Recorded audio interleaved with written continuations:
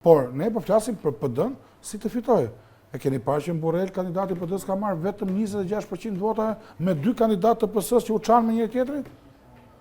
PD-ja ka arritur fundin. Unë nuk e marr vesh si gjen kurajon dhe dalin dhe thonë prap që betejë vazhdo nesër. Njësoj, se është video e famshme që kemi me Ylli Rakepin, unë Marian Curri dhe 3-4 tjerë që është bërë virale me 300.000 shikime, që qeshim një orë me premtimin e bashkës shtator që lufta fillon shtator. Ndërkohë që kishte 8 shtator që thyenin Turin. Pra, më falë për fjalën e ashpër. Po nuk e di si mund të jesh më i moderuar me këtë situatë opozitës. Atëherë si do rrëzojë kjo qeveri? Vet. Kjo qeveri do rrëzohet për mendimin tim. Si pasojë skandaleve. Ne bëjmë analizë, bëjmë bisedë këtu, e ardhmja nuk parashikohet. Mund të shirohet PD-ja nesër nga leadershipi i saj edhe të rigjej veten energjinë për të bërë edhe një herë parti e madhe dhe fituese. Nuk e përjashtoj. Por gjasat janë që ky leadership nuk e lëshon siglën e PD-s pa e marrë me vete ku do të përfundojë. Qoftë në shtëpi, qoftë diku tjetër. E kuptoj. Ne kemi parasysh për çfarë po flas. E kuptoj. Po do të kenë një parti e re atëherë? Për mua po, nuk ka zgjidhje tjetër. Shiko. Saliani është premtuese në këtë drejtim, se është edhe përjashtuar tashmë nga krahasia. Jo, është vetë përjashtuar. Thanoka, kështu. Po nuk e di nga ka shpikur të vetë përjashtimi, se kjo është një marrëzi më vetë. Si mund vetë përjashtuar? Unë nuk di që Saliani të ketë përjashtuar vetë. Dhe nuk di që të ketë një akuzë publike nga eksponent nga palë të treta për takimin e Elbasan. Akuza ka pas për zoti Berisha nga Gazmend Bardhi, i cili sot fut kokën si strus poshtë tavolinës dhe nuk thot kush është kontaktuar realisht me krimin organizuar në Elbasan. Sali Berisha, 2 ministri apo Revi Saliani sot. Po kështu me llafe kafene, më thanë mua që Ola është takuar me kullurin këtu, edhe kanë shitur drogë, kjo nuk është muhabet. Se do mund sa jo për ju edhe ju për mua, po puna është ka ndodhur një ngjarje apo jo? Këtu nuk ka një ngjarje, nuk ka asnjë të dhënë. Po ka, na i bëjmë publike, por ama do të japin dorëheqjen bashkë me Salianin. Sa ti djalit po i bien qafë me këtë çështje. Padrejtisht. Me sa dim, se flasim për fakte publike. Dhe unë besoj që kështu është. Iniciativa e tij do të shkojë drejt një partie, formimit një partie politike në 2026, si mendoni? Unë nuk e di këtë ta bëj dot Saliani apo një parti tjetër, se shiko, ka dhe një problem ora. Ai tani është shpallur armik i partisë, apo kjo kuptoj.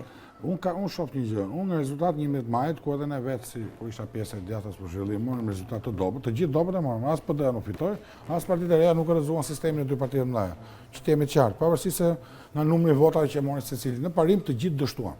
Fakti që Rama sot ka 83 mandate, do të thonë opozita dështoi shumë keq në tërësinë e vet. E kuptoj. Çfarë ndodh? Ka një ngarkesë të madhe me përgjithsisht ata që kanë drejtuar PD-n në nivele të ndryshme. Pra edhe me ne që ishim njerëz më të pafajshëm të histori, nuk na u përgjigjen me vota.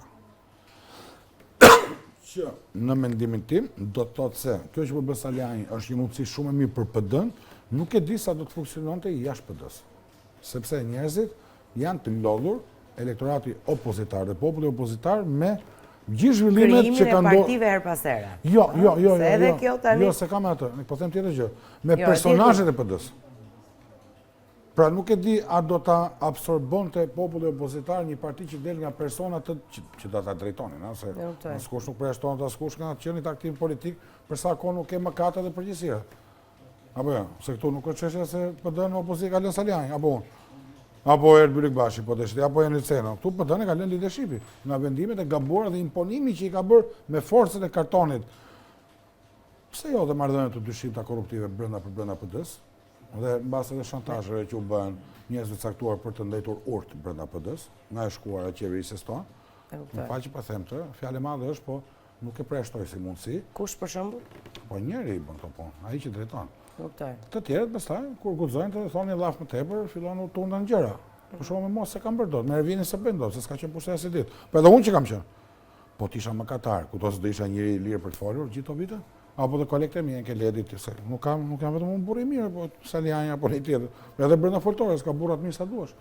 Por ashtu e mendojnë gabim për mua, që zgjidhja është zoti Berisha, që është gabim i madh. Dhe koha po tregon që është një gabim i madh. Megjithatë, do të kemi parasysh një gjë, që Edi Rama nuk mund ta përdori më PD-n si komardare shpëtimi. Sepse po t'i kthehemi Akshit dhe çështjes tjetër të zonës Balluku, situata është shumë e rëndë se ç'kemi menduar ne. Kështu që nuk e përjashtoj dhe krijimin e një partie të re nga persona që nuk janë aktiv në politikë sot, dhe t'i marrin para të 2 parti tradicionale. Po u krijuan ato. edhe nuk po i marrin para. Nuk flas parti e re, nuk janë parti të reja. Këta që kanë hyrë një herë parë në zgjedhje nuk janë të reja. Janë më të reja se PD-ja. Po fenomeni i ri nuk janë.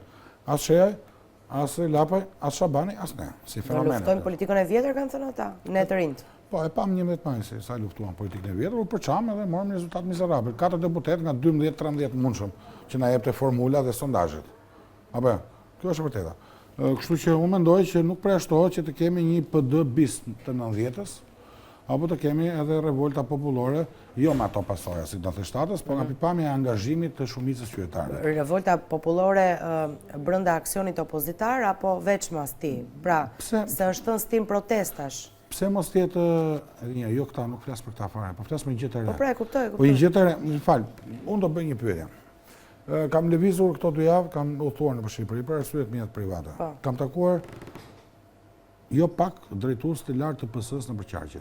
Për shkak marrëdhënie personale. Të zgënjur? Jo të zgënjur. Janë shumë më të nxehur se demokratët me qeverinë e tyre, sepse zhgënjimi brenda llojit është më i madh se jashtë llojit. Frustracioni që kishte elektorati PD-s në 2013 ndaj PD-s është më i madh se socialistëve.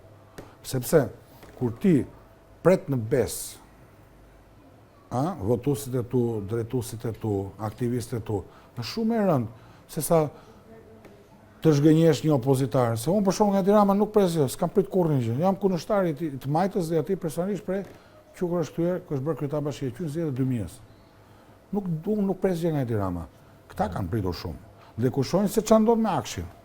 Kushojnë ç'a ndodh me çështjet e Ministrisë Mbrojtjes dhe me shumë çështje tjera si balluku këto. M'fal.